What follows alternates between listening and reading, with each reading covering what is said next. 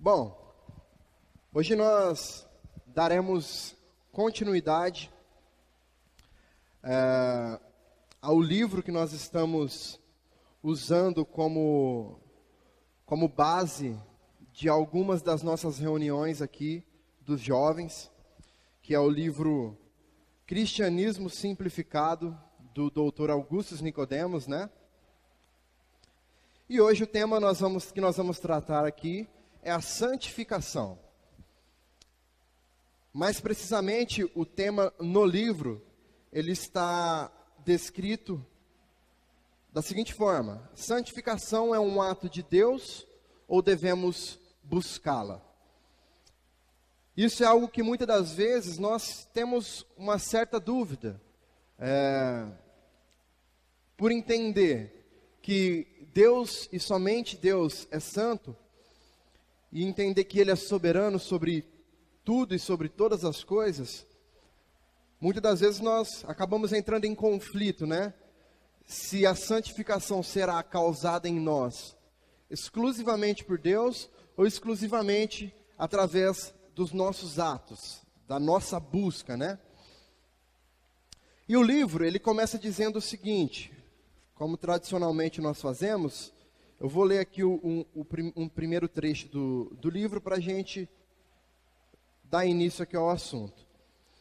O livro diz assim: santificação é um processo gradual, no qual Deus atua no coração daquele que já foi regenerado, a fim de que, progressivamente, por meio de sofrimentos, provações, experiências, ensino da palavra de Deus e pela graça, a pessoa aprenda a dominar as tentações, as paixões e as tendências de seu próprio coração pecaminoso, vivendo segundo o modelo de Jesus. Santificação, portanto, é um processo que envolve dois elementos: a mortificação da nossa natureza pecaminosa e a prática de vida em conformidade com a palavra de Deus. Somente por esse trecho aqui do livro, nós já conseguimos ter uma boa ideia e uma boa base, uma boa referência para entender o que é a santificação, de que forma, de que maneira ela acontece em nós. E hoje nós vamos tratar então desse tema de algumas formas. Nós vamos dividir ele em duas partes, em três partes na verdade. Nós vamos entender primeiro como funciona a santificação, de quem parte a santificação, né? Nós vamos falar da santificação nas mãos de Deus. Depois nós vamos falar da responsabilidade do homem em relação à santificação. E depois nós vamos entender como essas duas coisas caminham juntas, certo? Então assim, a santificação ela pode ser definida aí como algo que acontece de dentro para fora. É o amadurecimento da nossa natureza, recebido através do momento, diante do momento, e a partir do momento em que nós reconhecemos Jesus como nosso único e suficiente Salvador. Mas é importante aqui, justamente, nós compreendermos qual parte deste processo cabe ao homem e qual parte desse processo cabe a Deus, certo? Então, para isso, nós vamos começar falando sobre a santificação nas mãos de Deus. E eu queria te convidar a abrir a sua Bíblia em 1 Tessalonicenses, capítulo 5. Nós vamos ler o versículo 23, para nos dar um primeiro embasamento aqui. 1 Tessalonicenses, capítulo 5, versículo 23.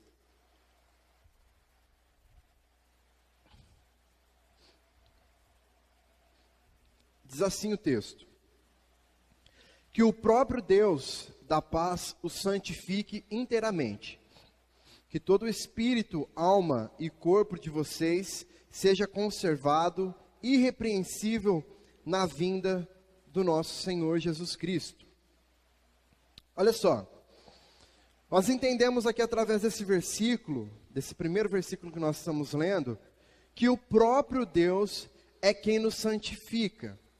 Certo? O texto começa dizendo que o próprio Deus da paz o santifica inteiramente. Então, o próprio Deus nos santifica através do seu mover em nós. né? É através desse mover que nós conseguimos nos manter irrepreensíveis para o dia da sua vinda, para quando ele vier buscar a sua igreja. Então, a santificação, sermos santos, sermos capacitados para sermos santos, é algo que acontece da parte de Deus e é derramado sobre as nossas vidas. Primeiro ponto é esse que nós precisamos entender. E isso vai se comprovar lá no livro de Filipenses, capítulo 2, corre lá para o livro de Filipenses 2, 12 e 13 nós vamos ler.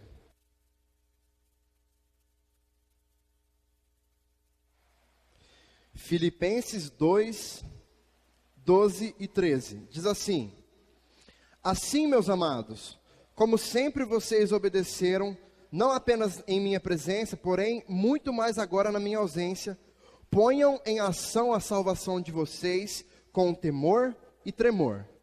Pois é Deus quem efetua em vocês tanto o querer quanto o realizar, de acordo com a boa vontade dele.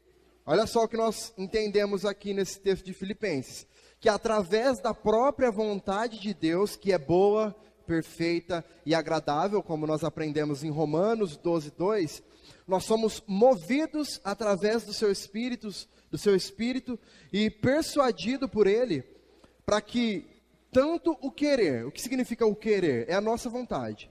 Tanto o querer, que é a nossa vontade, quanto o realizar, esse realizar é algo que só se torna possível porque quem faz é o próprio Deus. Então, tanto a nossa vontade quanto o realizar de Deus em nós, para que tudo isso aí nos leve ao caminho da santificação que Ele já planejou para as nossas vidas. E o que isso significa? Isso significa que o próprio Espírito Santo de Deus está agindo em nossas vidas para trazer quebrantamento, certo?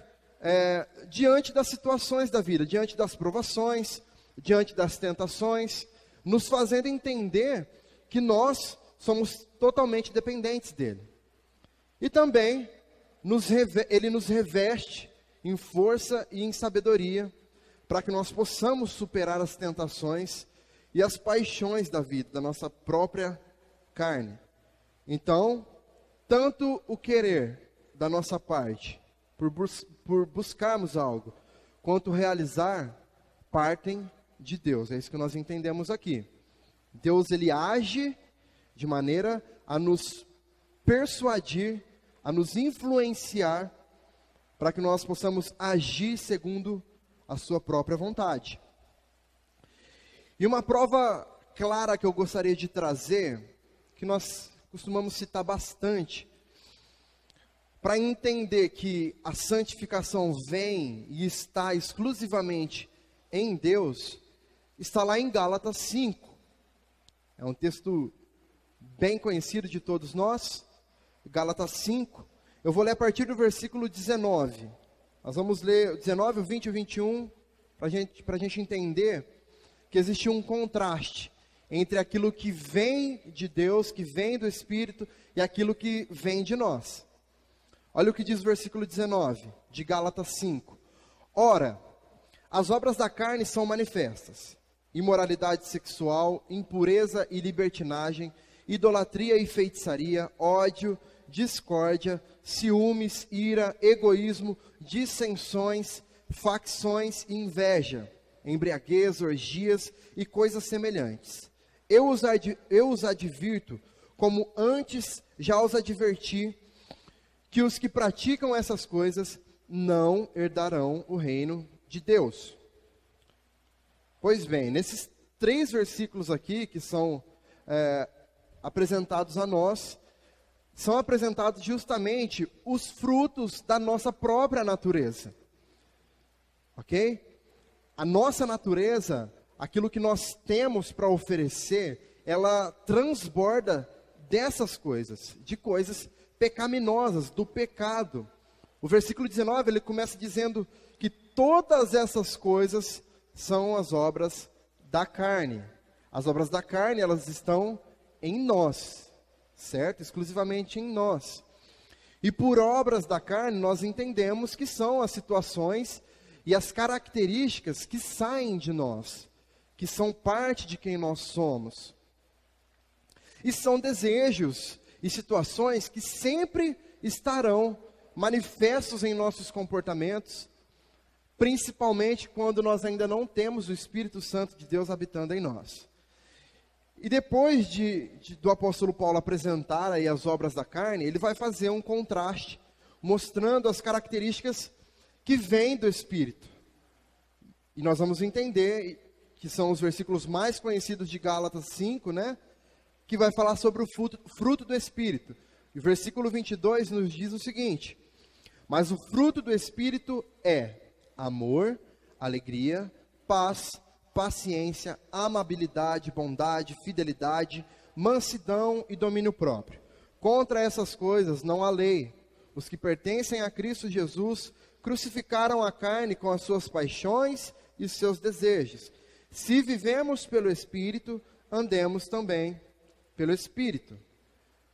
Quando nós olhamos aqui então para esses 3 versículos, nós entendemos que existe um contraste, ou seja, uma coisa que é contrária à outra. Justamente porque o versículo 22, ele começa com a preposição mas. Ou seja, essa palavrinha tão pequenininha, ela demonstra que o que vai ser falado depois dela é algo contrário ao que estava sendo falado antes, ou algo que justifique, né? Muitas vezes nós vemos em filmes, em séries, nós estamos acostumados a assistir aí, e uma pessoa chega para outra e fala: eu gosto muito de você, mas, quando vem o mas, nós já esperamos que sejam apresentadas situações, né, que indicam que essa pessoa não gosta tanto assim dessa outra pessoa. Então aqui nesse caso, o apóstolo Paulo, ele apresentou, essas são as obras da carne, esses são os frutos da carne. Isso aqui que eu estou dizendo são as coisas que saem de nós, da nossa carne, de quem nós somos. Mas o fruto do Espírito é. E aí ele começa a relacionar aqui, né? O fruto do Espírito, todas as coisas que vêm do Espírito. E quando nós olhamos para esse contraste, nós percebemos a diferença que existe nas coisas que saem de nós para as coisas que saem do Espírito, consequentemente, nós vamos entender de quem é que parte a santificação das nossas vidas, e nós vamos ver que é do próprio Espírito Santo de Deus, certo? Então, um fato consumado, contra ele não há argumentos, é que a santificação, ela vem de Deus, ok? Porém, quando nós olharmos aí para vários outros textos, outras menções do Novo Testamento, nós vamos ver que nós somos exortados a nos posicionar para sermos santificados, para a santificação. E é aqui que nós vamos abordar agora a segunda parte do nosso estudo, que vai falar sobre a santificação na responsabilidade humana. E eu gostaria que você abrisse sua Bíblia rapidamente em Colossenses 3. Colossenses 3, nós vamos começar lendo no versículo 5.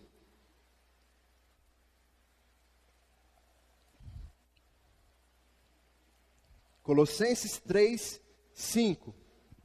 Diz assim: assim, façam morrer tudo o que pertence à natureza terrena de vocês: imoralidade sexual, impureza, paixão, desejos maus e a ganância, que é idolatria. É por causa dessas coisas que vem a ira de Deus sobre os que vivem na desobediência, as quais vocês praticaram no passado, quando costumavam viver nelas. É interessante que nós vemos aqui sendo citado algumas das coisas que foram citadas lá em Gálatas. Quando nós lemos Gálatas, nós vimos as situações, as características que fazem parte de quem nós somos. E aqui em Colossenses, o texto começa dizendo para que nós façamos morrer aquelas coisas que nós lemos, né? Imoralidade sexual, impureza, paixão, desejos, enfim. E o versículo 5 onde entra aqui a responsabilidade nossa, né, quanto à santificação. A justificação é tema para um outro estudo, né? O versículo 5, ele começa dizendo assim, ó: assim, façam morrer tudo que pertence à natureza terrena de vocês.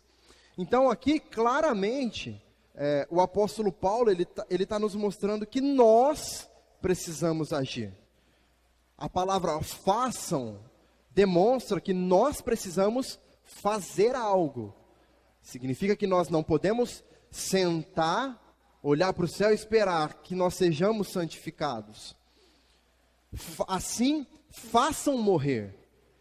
Significa que Deus está nos chamando, nos persuadindo, como nós vimos, nos influenciando a buscarmos a salvação, mas nós precisamos ir de encontro à santificação, na verdade, que Deus está colocando em nosso coração.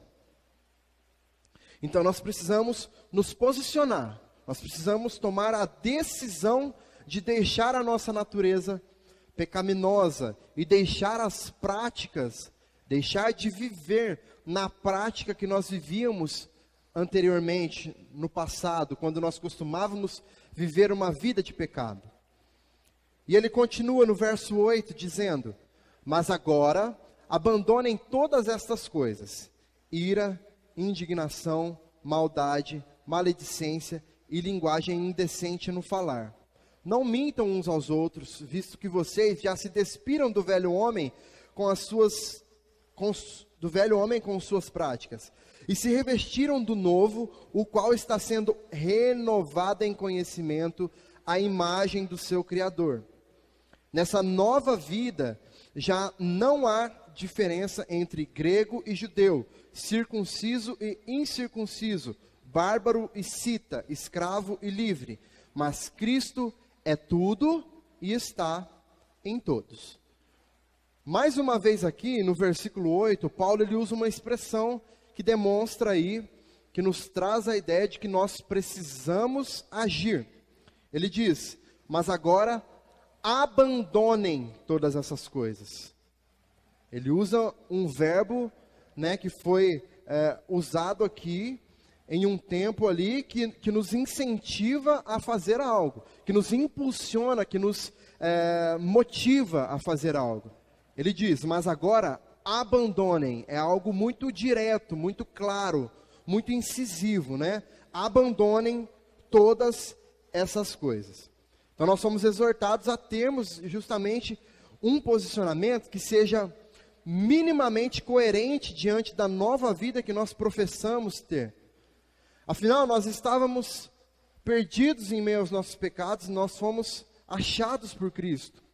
E obrigatoriamente, isso precisa nos levar a um arrependimento diário, a um arrependimento constante por nós sermos quem nós somos. Isso vai nos levar a ser aquilo que nós precisamos ser, que é semelhantes a Cristo.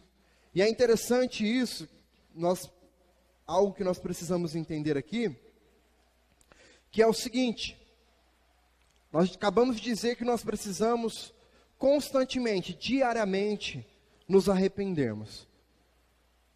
No versículo 10, ele diz: e se revestiram do novo, o qual está sendo renovado em conhecimento. Aqui nos traz uma ideia de movimento. O texto não diz aquele que já foi renovado.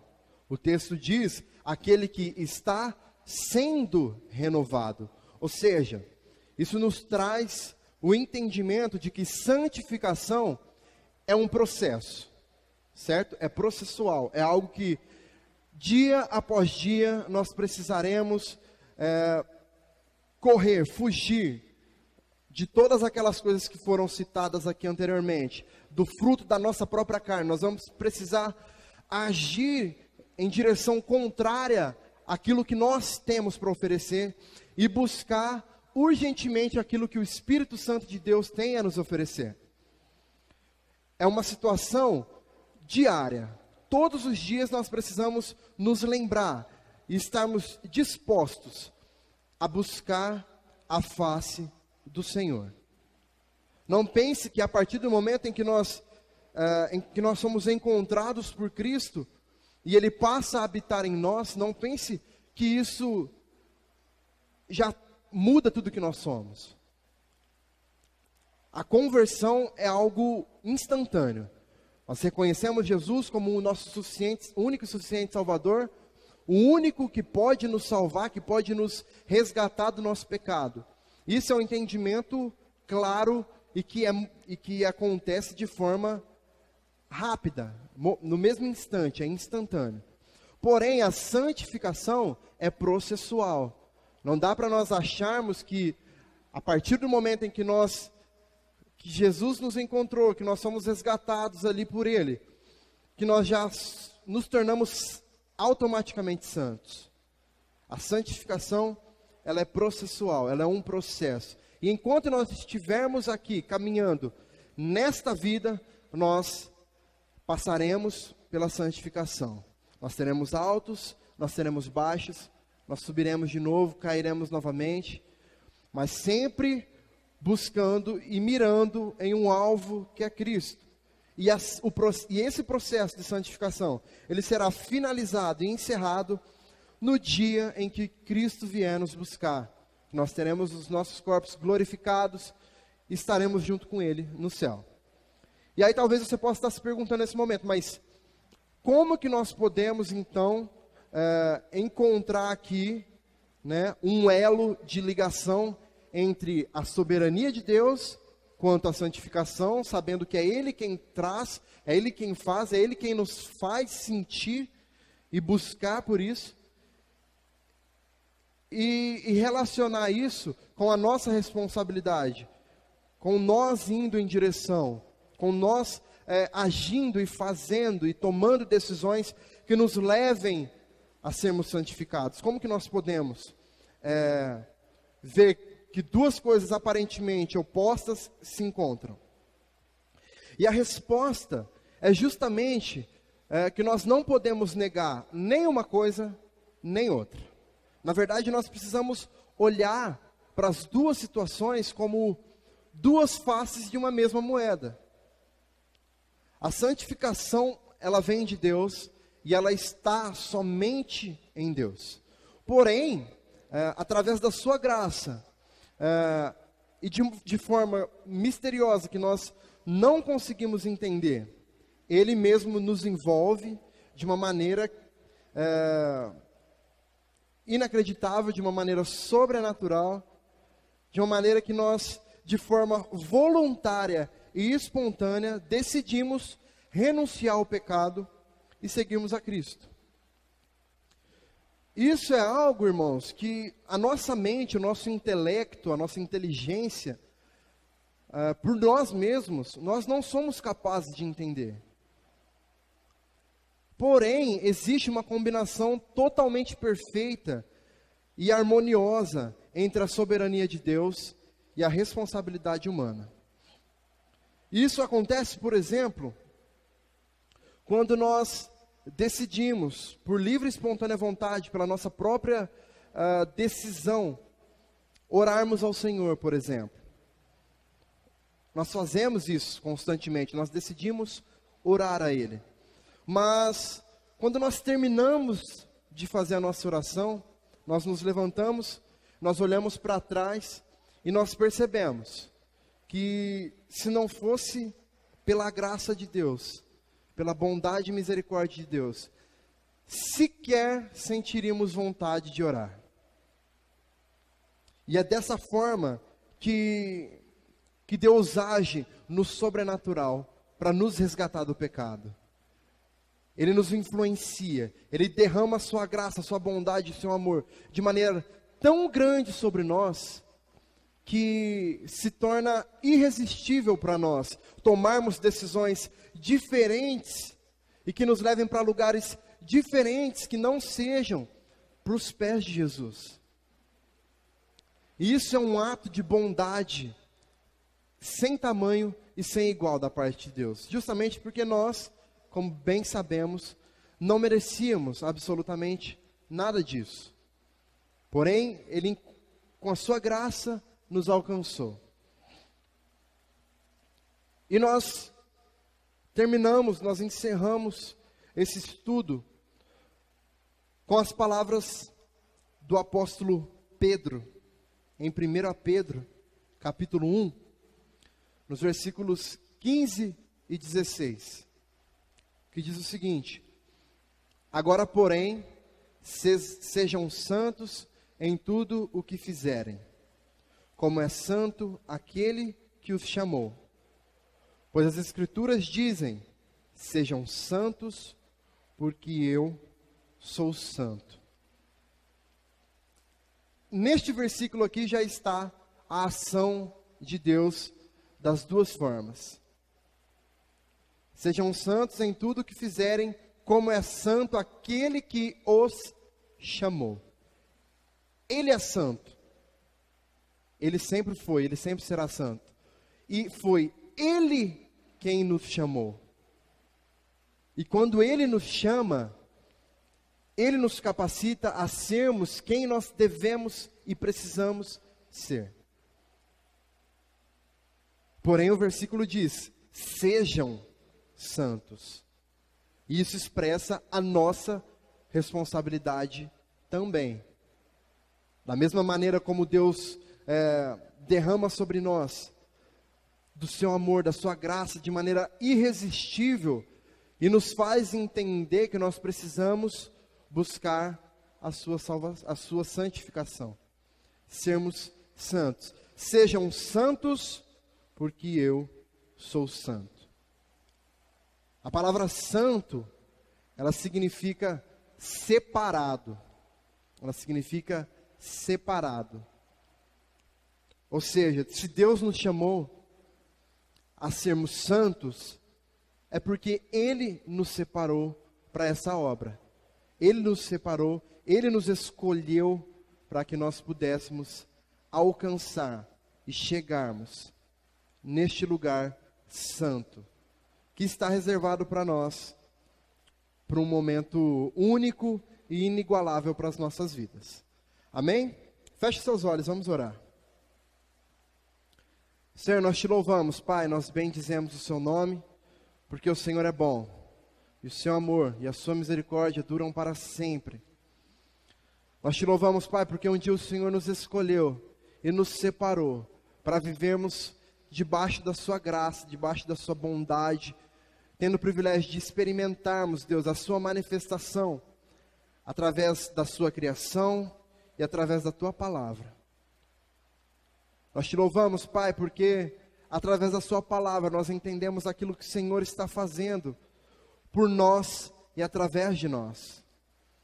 E nós te pedimos, Pai, nessa noite, humildemente pedimos, para que o Senhor nos inclua a cada dia mais na sua obra. Para que o Senhor, Pai, derrame da sua glória, da sua graça sobre nós de uma maneira tão grande e de maneira tão irresistível, que nós não possamos encontrar outra saída que não seja olhar para o Senhor e seguir a sua direção, Pai. Seja tudo em nós. Haja, ó Deus, em nosso favor. Nos ensine, ó Deus, a sermos cada dia mais parecidos com o Senhor. Nos ensine a sermos aquilo que o Senhor nos criou para que nós sejamos. E que durante todo esse processo, Pai, apesar das falhas, apesar das dificuldades, apesar das situações em que nós seremos vencidos pelo pecado, nós te pedimos, tenha misericórdia de nós, nos traga de volta, Pai, nos resgate todos os dias, nos perdoe, Pai, todos os dias, porque nós somos falhos e pequenos demais, mas nós queremos dizer, Pai, que nós precisamos e dependemos única e exclusivamente do Senhor, Pai. Nós pedimos que o Senhor, Pai, tome a direção de tudo isso que nós temos vivido. Nós sabemos que em tudo o Senhor tem um propósito. O Senhor tem um propósito no dia mau. Nós pedimos que o Senhor abra os nossos olhos, abra os nossos ouvidos, para que como filhos teus, como servos teus, para que como criaturas do Senhor nós possamos entender que a sua vontade é boa, perfeita e agradável. E que nós possamos, Pai, nos adequar a ela, sem questionar o Senhor, mas aprendendo com aquilo que o Senhor está nos mostrando e nos ensinando. Não apenas diante do caos que nós estamos vivendo, mas diante das pequenas situações do dia a dia, nós possamos entender aquilo que o Senhor está fazendo, Pai. Abençoa as nossas vidas, abençoa as nossas famílias, a nossa casa, ó Deus, abençoa o nosso trabalho. E nós pedimos que o Senhor já esteja, Pai, no controle do culto que nós prestaremos ao Senhor amanhã. Para que nós possamos entregar ao Senhor, Pai, tudo de nós. E no mínimo, aquilo que o Senhor merece, Pai. Nós te louvamos, te agradecemos por tudo, pelo nome santo de Jesus.